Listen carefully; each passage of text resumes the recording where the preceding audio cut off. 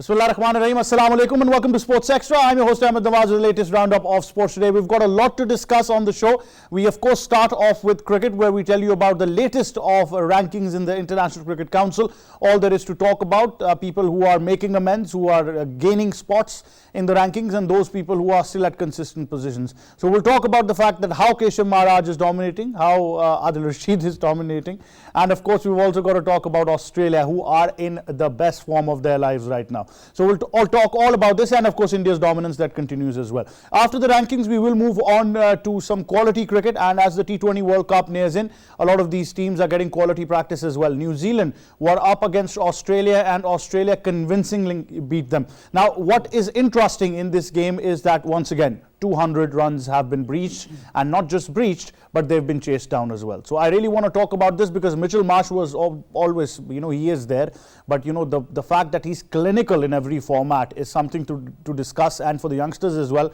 to know how to shift gears in various formats. So I think no excuses. You can adjust yourself in any format if you're technically sound. And on the other side of it, if someone's technically sound as well, is Rachin Ravindra. We talked about him the other day as well, that the next player I see across formats in the world who's going to be dominating in one-day test and T20, it's Rachin Ravindra. Alongside Devon Conway, both of them had a good partnership, but Australia managed to chase it down with relative ease as well. So we'll talk about how important it is now to reach that 200 runs mark.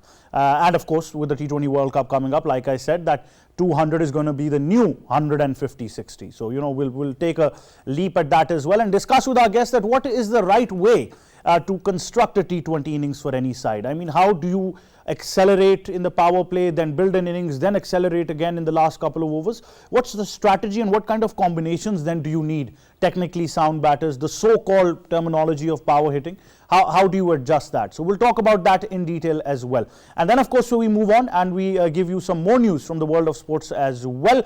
Like I said, that we keep on discussing major developments that are reaching us, and of course we talk about the Houston Open Under-19 Squash Championship, where Pakistan's Mohammad Huzaifa Ibrahim has won the title. He defeated American Christian Capella in the final. This is Huzaifa's 35th international title. So 35 titles for Huzaifa at this young age, and phenomenal stuff. Pakistan in squash is a match made in heaven, and with the right platforms and the right facilities and the right amount of training, these youngsters are certainly bringing us all the laurels that we need as well. Then of course we move on to motorsports once again.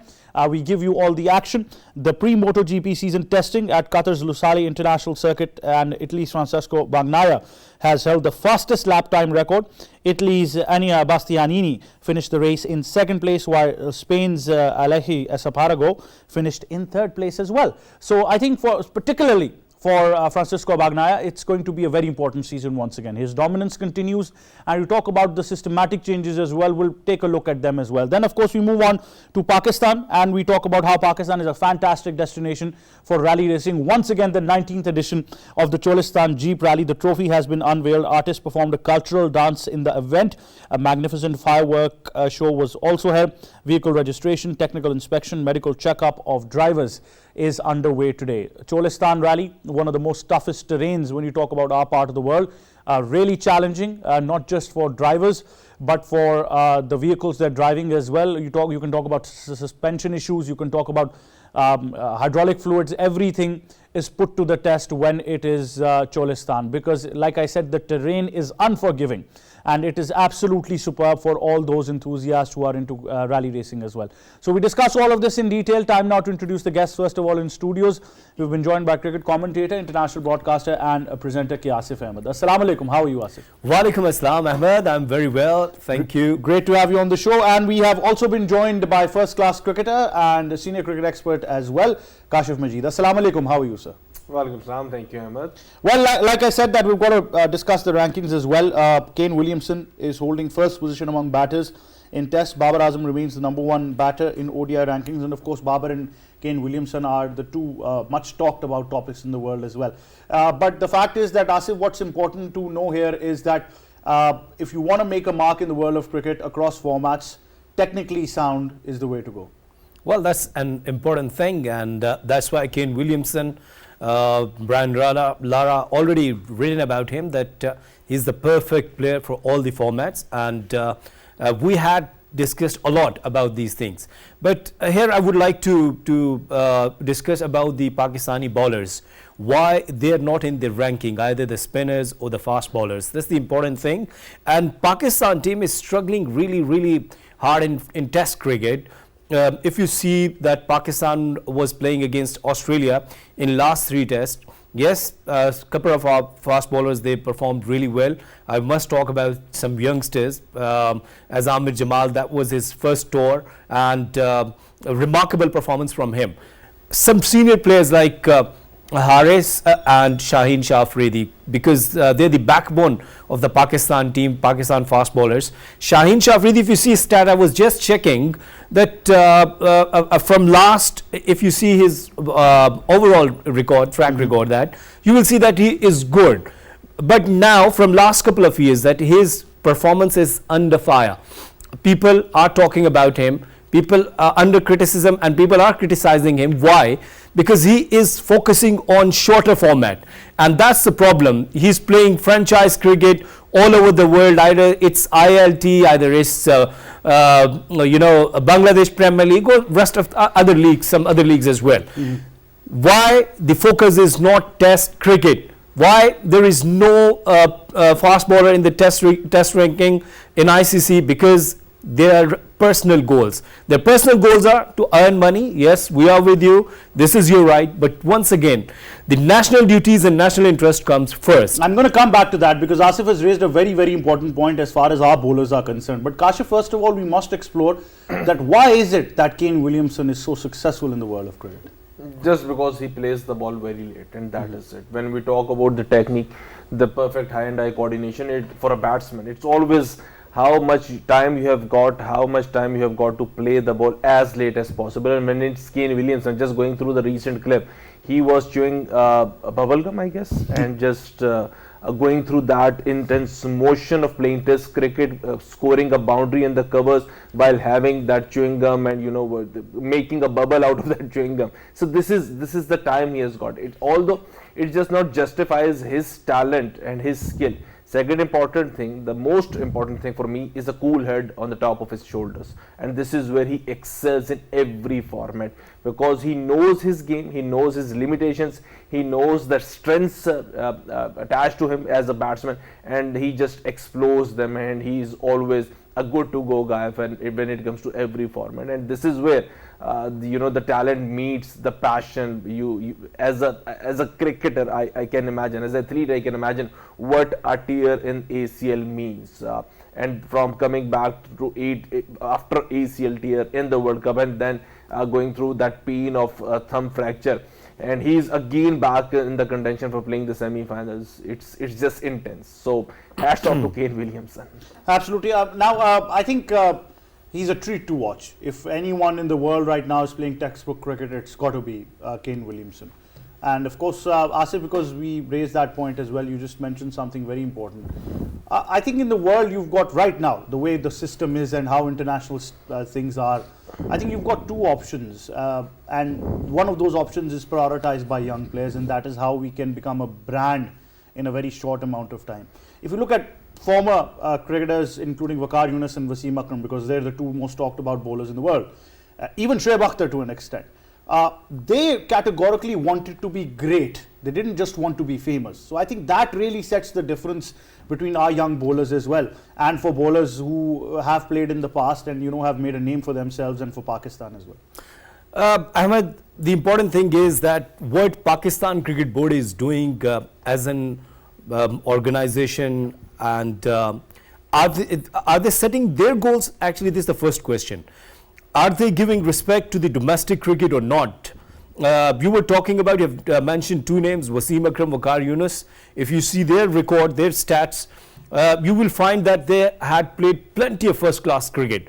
Let me take another name, Yasir Arafat, that he has taken more than 600 first-class wickets. Shoaib Akhtar, his first-class record is phenomenal. Now the question is, why are fast bowlers, they're not playing first-class cricket? Amir Hamza, he was so good when he was in domestic cricket, and when he got a chance in Australia, he performed well. Ahmed Jamal was playing domestic cricket, was performing here, and then he got a chance in Australia. He was absolutely brilliant. Now two players. Why I'm mentioning their name? Because you call them backbone. Everyone talks about them. They're the Shaheen Shah Afridi and Haris Rauf. If you see their record, and I would like to request you, please just see how many first-class games they have played in last couple of years. You will find, because I was there and I was doing commentary in the Quaid-e-Azam Trophy. I didn't watch them just because of their national duties. They were busy there in T20 World Cup or in ODI World Cup. 9 matches for Haris Rauf, first-class matches. Yes. 9 matches in a span of playing 37 one-days, 66 T20s, and 121 T20 games. Just 9 first-class matches. So it reflects his seriousness about his career. So he's only serious about the franchise cricket, and I think I must take the name Aqib Javed. Aqib Javed is the only responsible for his failure, because this is what I heard from Aqib Javed. He was just emphasizing him, just putting pressure on him to just try to bowl with the speed. Just improve your speed. That's it. Pace and pace only. Pace and pace. That's it. Now where is Haris Rauf? No more in Test cricket. No more in ODI. See his performance in franchise cricket. Everywhere is going down. No, so I no think more in central contract. no more in central contract. So I think these are the major points we need to discuss. That who is the responsible. So I think right now franchise cricket is also responsible for these kind of failures. Absolutely. Kashif, if you're part of that first-class structure, you've seen it from inside out. One part of us can blame the system that, okay, not enough importance is given to talented players. They're not drafted into first-class sides. It's a very difficult process. And you know the general mantra that goes around, not just in Islamabad, but the entire country, of why players are not selected when they're performing in various aspects. But one part of that blame has also got to come down to the players as well. I guess when we talk about the players, every now and then we've seen player power emerging, the word player power emerging in our context when it comes to the cricket. The moment when we see Pakistan Cricket Board as a powerful institution, we can find the balance in the team. We can find that the players are coming through a proper system. But last 2 to 3 years, when we talk about Pakistan Cricket Board, we are not sure what is going to happen tomorrow morning. And every now and then we see a change. The important question for me still remains the same.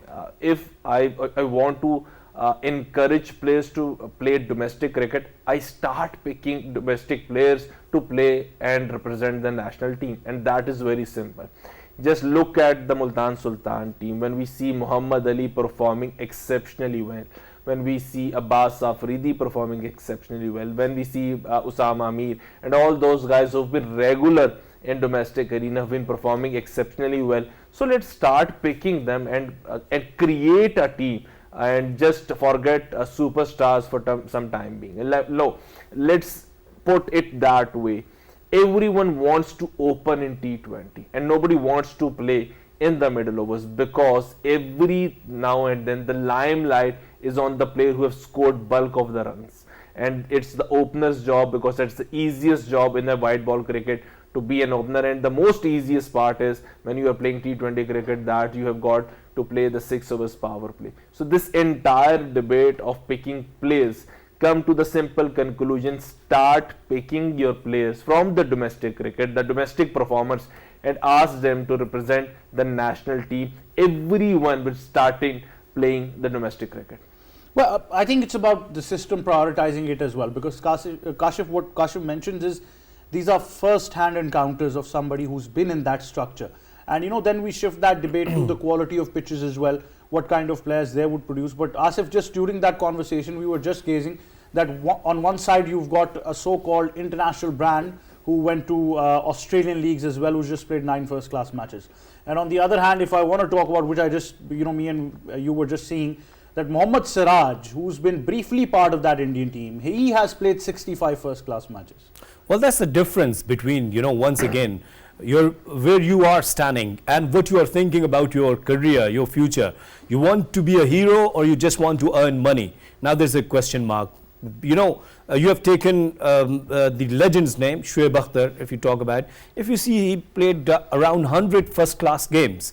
And that's why he was legend. That's why everyone talks about him, that he is the only man in the world who was the fast and furious, just because of his passion. So the passion is really important. So our players, sorry to say, the credit goes to the franchise cricket, that they only put money into the franchise cricket. Pakistan Cricket Board, they don't care that what's happening in first class cricket. Last season, in Gaddafi Stadium, 6 matches has been drawn just because of the poor surfaces.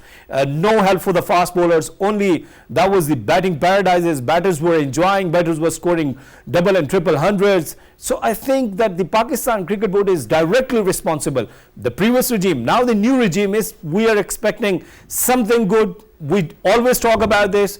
Might be in the next season, in the next year, we'll be discussing something positive. And we appreciated the fact that they set the standards straight, that if you're not available for Pakistan, you don't deserve a central contract. So they did that at least. Whoever taken this decision, yes, credit goes to them. They have taken a right decision on the right time. It's an alarming situation for others, and it's definitely when Pakistan is not winning in the Test cricket, and you're playing franchise cricket in the same country. This is shameful. For me, it's not acceptable at all. If I was the chairman cricket board, or I was the head of the selection committee, I could have banned him for the life. Just play and just go and play the franchise cricket. Wherever you want. I mean, yeah. Ahmed, let me add one thing. When we talk about franchise cricket, just imagine for a moment, everybody in the Pakistan talks about PSL and nobody is talking about the domestic arena. We can say you are, that's why we have you as well. The power of the PSL franchise. Well, I understand, but Kashif, look, my argument, I want to stay away from all of these things. I just believe that we have made it a cliche now to talk about only one tournament. If we just remove that, let's just not talk about it, and if we just talk about, let's be honest from all of us, if there is no international cricket going on, if there is no international leagues, what is Haris Rauf doing? And it's not just Haris Rauf. What is Shaheen Shah Afridi doing? I have not seen them in the NCA. I have not seen them in the National High Performance Centre. One player who I personally have respect for is Hassan Ali, who actually went back to the National High Performance Centre to improve, who came back to the Quaid-e-Azam Trophy to improve as well. And I think that's what makes a difference as well. And if you're putting in an effort as an individual, it's all about what individual effort you're putting as a player. And I'm sure, Kashif, you must have done the same. One day or the other, you would have picked up your bat and, just played 100 deliveries on your own in the net. Just shadow practice. Do something yourself, not something that the system is helping you with. Can I differ for a little moment? Can I? Look, when I talk about those franchises who have their development programs, what are they doing is they are developing their players in their own way. They are they have asked the players to call them the mentors. So unconventional, basically. Unconventional. And second important thing is, when we talk about being these guys being the mentor, it's very important to find out they are playing, they are creating, and they are managing a structure just like the footballing structure we have got in Europe, where a player is bound to play for the club and ask permission to play for his national side. Just let me tell you a very important thing and very brisk one. One of the franchise guys said that Zaman Khan is a more quality seamer than Naseem Shah. And every now and then this guy came on the TV and said those things. And what happened was Zaman played for the Pakistan. And you are talking about Haris Rauf and Shaheen Shah Afridi. At least they have played first class game. Let's come to Zaman Khan, who has not played at all. So this is how these PSL franchises Kashif mentioned are his name. Who was he? manipulated. Kashif mentioned his name. Of course, we are talking about Zaman Khan, we are talking about Lahore Qalandars, and ultimately Aqib Javed. So when you are sitting on the TV, being a legend of the game yourself, and you are saying that Zaman Khan is more quality of a seamer than Naseem Shah, the PCB management tends to listen to you because it's a weak management. I'm telling you, the way things are going and the way Kashif has raised a very important point, I think at one point even Pat Cummins would think that I want to play franchise cricket here. I'm not a good bowler anymore. I want to go there and.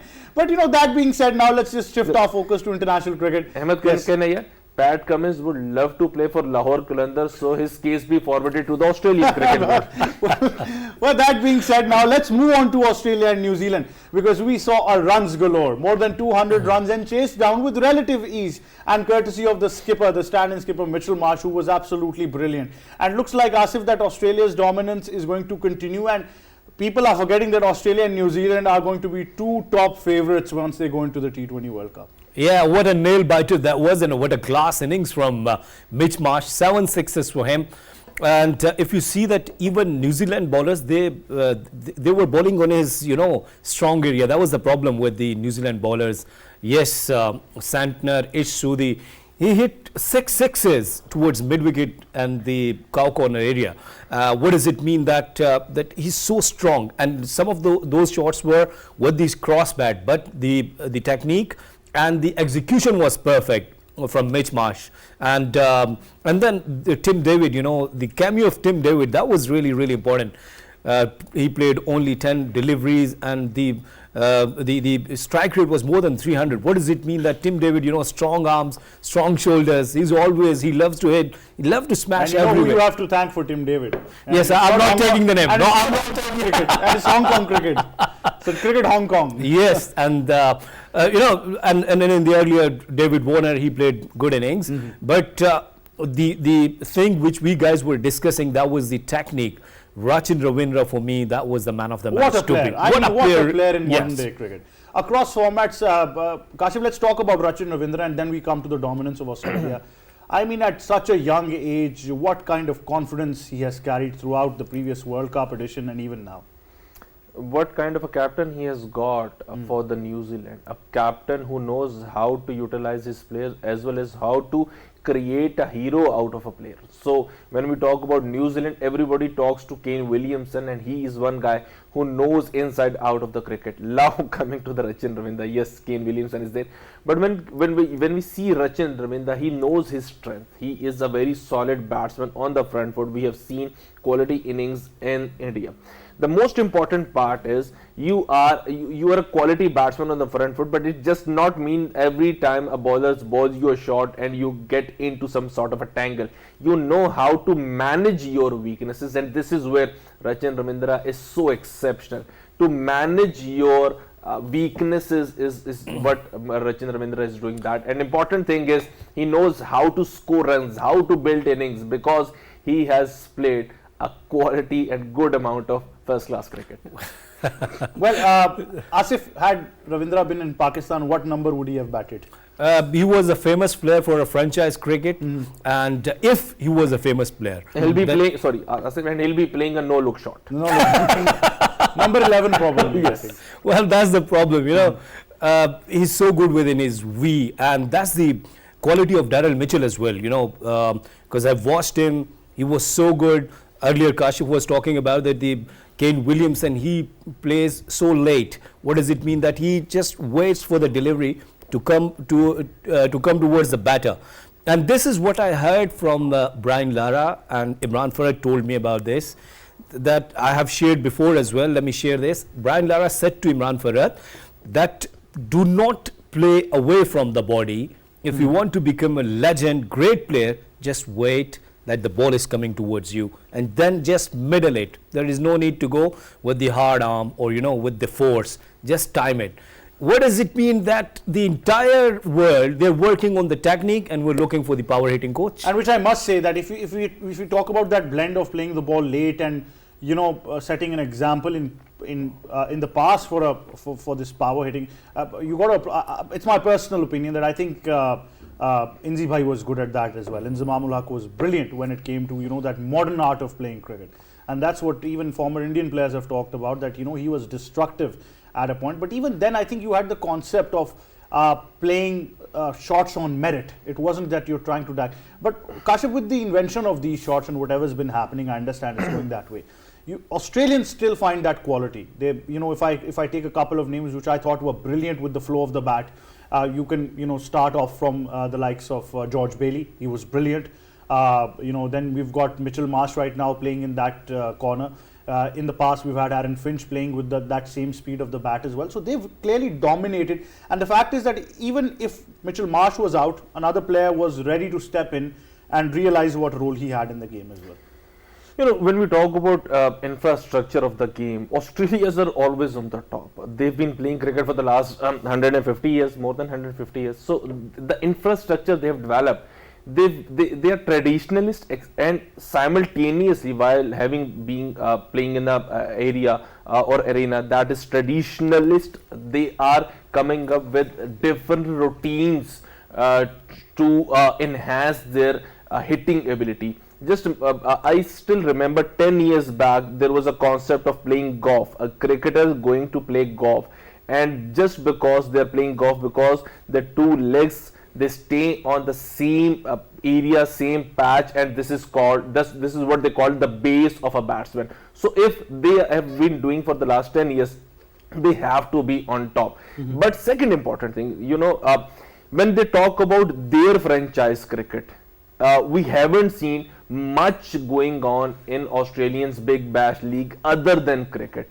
They only allow 2 to 3 players in every team, and the most important thing is the quality of the cricket. They know they have to maintain their quality of cricket, and their Big Bash League is the one tournament in entire year. It's just not that a Pakistan club, and then they have got the regional cup, then they have got the National T20 National T20 Cup, then they have got the Sindh Premier League and the Kashmir Premier League and the PSL. So this is not the amount of T20 cricket they're playing. They're just coming up with one T20 tournament, that is Big Bash League, and people around the globe tends to find it lucky that they have been part of Big Bash League. And for us living in Pakistan, we always come up with the same mantra that Haris Rauf is playing Big Bash League. So the quality of cricket, yes, Haris is playing, but the quality they maintain throughout their structure, infrastructure, that is very important. Guess what I've told young players in recent times whenever their parents have asked me, or the players themselves have asked us that what's the right way forward, and I think I have or have not shared this with K. Asif as well, that I have mostly told these young players that you just not have to be a good cricketer, but you need to be a very good marketing and brand manager as well yourself. So keep uploading your things and make sure that one or the other day, you get famous through the virtue of that publicity as well. So Ahmed, let's talk about Nafe then. Yeah, let's talk about. I think that is an example. I thought you were going to say talk about Ahmed, but you didn't. But at this juncture, Kashif, I must ask, because a lot of these youngsters watch this program as well who are aspiring cricketers. What's the correct way to construct a T20 innings for any team, basically? We have to look into the certain conditions, the history of the strip, the pitch, the current conditions right now, overcast, the pitch behavior. It's just not go and have a slog. 20 overs means 120 balls. When we talk about 120 balls converted into test cricket, this can be a make it or break it sort of a session, we can say, the 2-hour session in a test cricket that can change the entire course of the 5 days match. So it is that much important. We have got that much of time in 120 balls. So the construction part still remains the same. It's a very basic thing. Get your eye in. Use your pet shots to score runs, and then there is a diversification between the two thoughts. One says the moment the best ball feed to you, you can go and play your best shot. The second says take 5 to 6 balls and then construct yourself. Okay, let me come to the very important conclusion. Anytime you see a batsman leading the charts in T20, just think how many balls he have played to be at the top. It's not the X factor, guys, please. No, for the last 10 years, I haven't seen an X factor cricket leading the charts as the best T20 batsman. It always to be a quality batsman. Either Kohli, Babar Azam, Rohit Sharma, you name it, and they have got the experience of playing very basic cricket. So X Factor guys, they are the part of the team once or twice, but they are not the legends of the game. We will talk about the legends of Absolutely. the game. Yes. We have some X factors like Fakhr Zaman, like Asif Ali. Oh, and because you mentioned that name, Sabir just sent a very special message for you.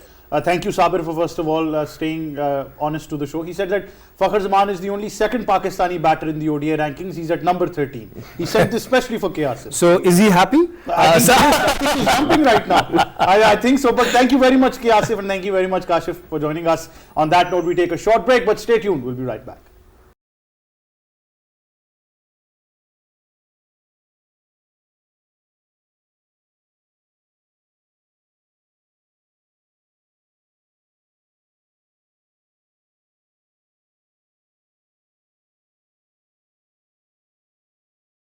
Welcome back to Sports Extra. In studios now, we've been joined by sports expert Mr. Ali Mehdi. Assalamu alaikum, Ali. How are you? Welcome, Salam. I'm very well. How are you? Thank you for joining us. I'm very well as well. Now we shift our focus to motorsports as well, which is of course an essential part of Sports Extra.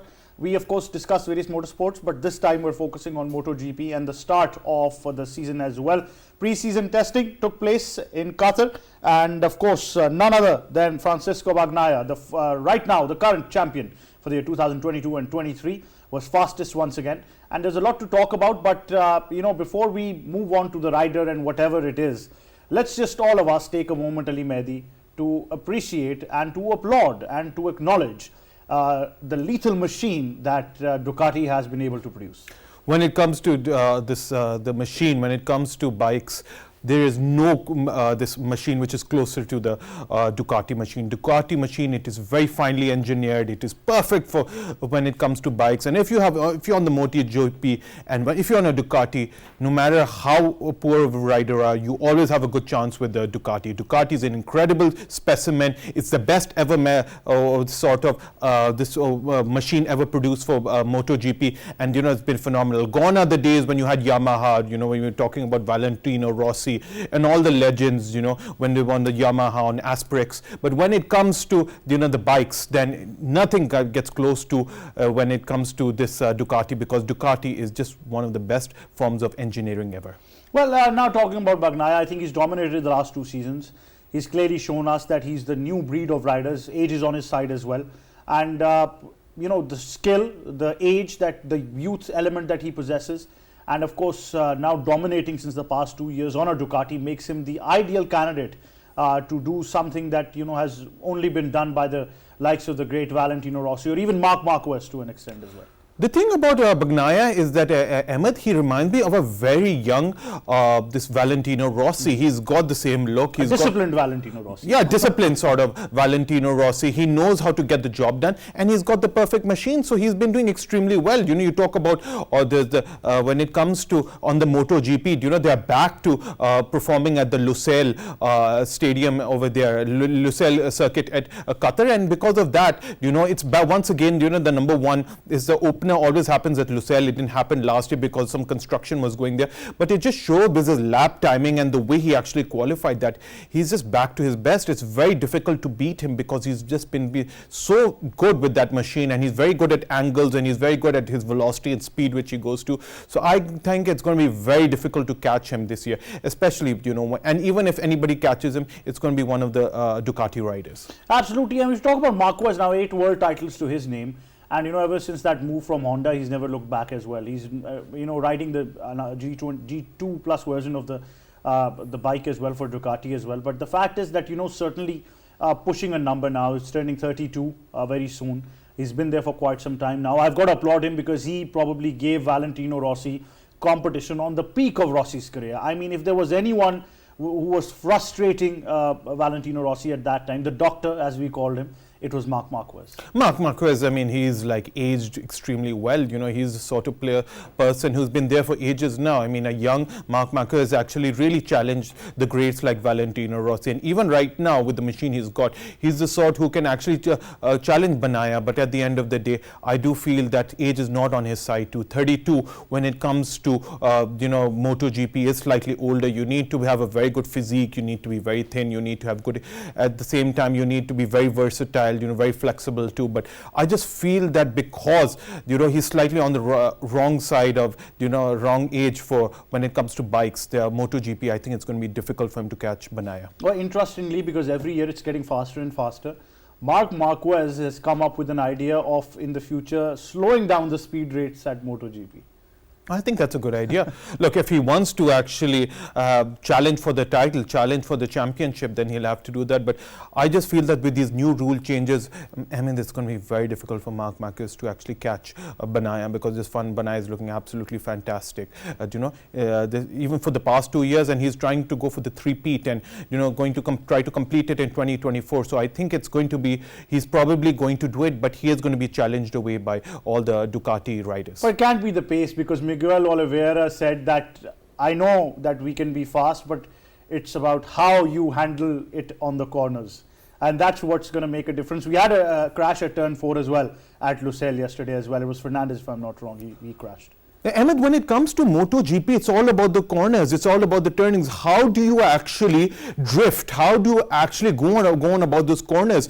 Can you actually manage with that velocity, that speed, that turn down and decelerate at such a good rate that you can actually manage to maneuver those corners? That's the most important thing, and that's why I think when you talk about discipline, Banaya is just top draw, because he knows how to manage those corners. And whilst he's got the perfect machine and he's very good at acceleration, it's all about those corners, and I think he's done a very good job. But everybody's eyeing Marquez. The fact is, because this is going to be the very initial stages now that we see him on a Ducati new version after moving from Honda. And he himself has said it, that it's not easy riding a Ducati, let's be honest. It's not easy for him, because for years, Ahmed, he's been on the Honda. He's been doing very well. His acclaim to fame came via the Honda, and he's done extremely well over there. So I think it's going to be hard for him, because, adjusting to the new machine, to the new mechanics, especially with the drift speed. And because look, honestly speaking, because your mind is still in Honda mode. Mind is also Honda, and when it comes to MotoGP and obviously Formula 1,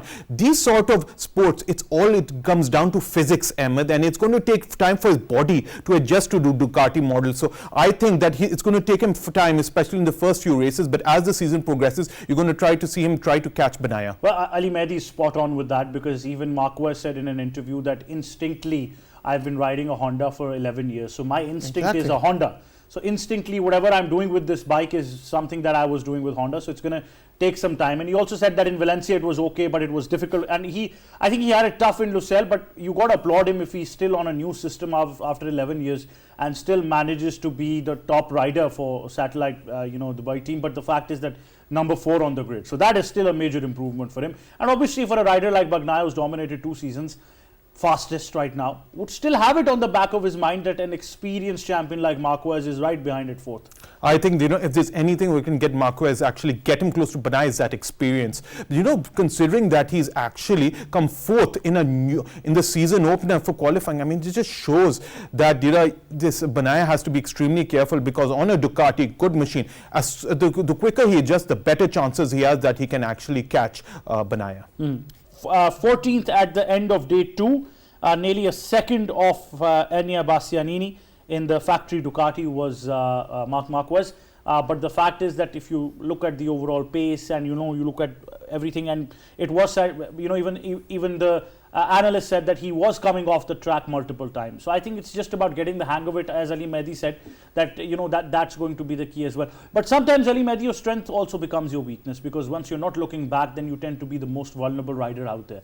So if he has that confidence of the past 2 seasons, Francisco Bagnaia, and he's the current world champion, if he's got everything, and I don't mean that he's going to treat it like pride, but the fact is that if he does not have eyes on the back of his shoulders, can we see him probably struggling in this season, or just virtually winning everything that he puts his hand on? Look, Ahmed, it's a very good question which I actually put, but I actually saw last year's standings, and there were a couple of races where he actually didn't perform well. In fact, he didn't come in the top 3. There was like Valencia, and then there were many races, especially the last one, which he didn't actually do very well. He came about 4th or 5th. So it really depends, because there were certain races he did extremely well. He came in the top of the grid for about 5-6 races too. But if he doesn't keep his eyes at the back of his shoulders, then there is a good chance that Marquez and Asparelli, which you were just mentioning, and Banini, they could actually catch him. But the fact of the matter is, I still think he's a hot favorite over here. He's now got that experience because he wants to go for that three-peat. But if he does not be consistent, there is a good chance that the veteran could chase him. On the end of day 2, it was a 1-2 finish for Ducati, so they had it all boxes ticked. But I'm sure that the competition is certainly going to be there once they move on to the season. This is, of course, once again, let's understand, this is pre-season testing. So everything they want to adjust, the technicians, the engineering, mechanics, tires, everything is going to be done now, because once the season starts, it's going to be very competitive. Ali Mehdi, thank you very much for joining us. That wraps up Sports Extra. For me and the entire team, it's goodbye for now.